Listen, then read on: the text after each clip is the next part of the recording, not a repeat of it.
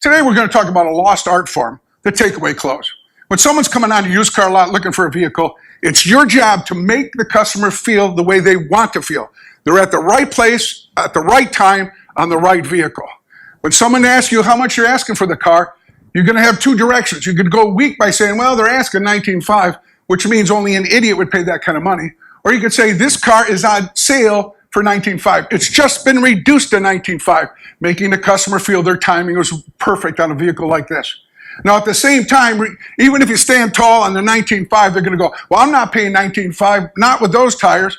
Now, a weak salesperson could say, if I put new tires, would you be a buyer at $19,500? Which is just like saying that if I could put new tires, would you be a buyer at $19,500? It's like saying, if I could lower the gross profit at $100 per second, would you be a buyer? That's pretty weak. Don't run from objections, embrace them. When someone says, I'm not paying $19,500 because of the tires, or because of the mileage, or because of that scratch, you say, I'm glad you brought that up, Mr. Customer, because I don't want any confusion.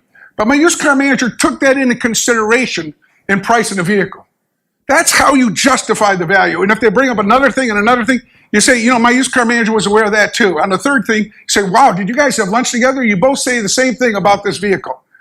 When they complain a third or fourth time, and by the way, the more they complain, the more they want that car. But when they complain third or fourth time, your job is to basically take it away from them right now because they want it really bad or they wouldn't complain that much.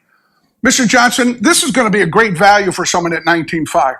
Maybe not you, but now that you've articulated what's really important to you, let me show you some other vehicles that might stay in your budget and still get what you're expecting.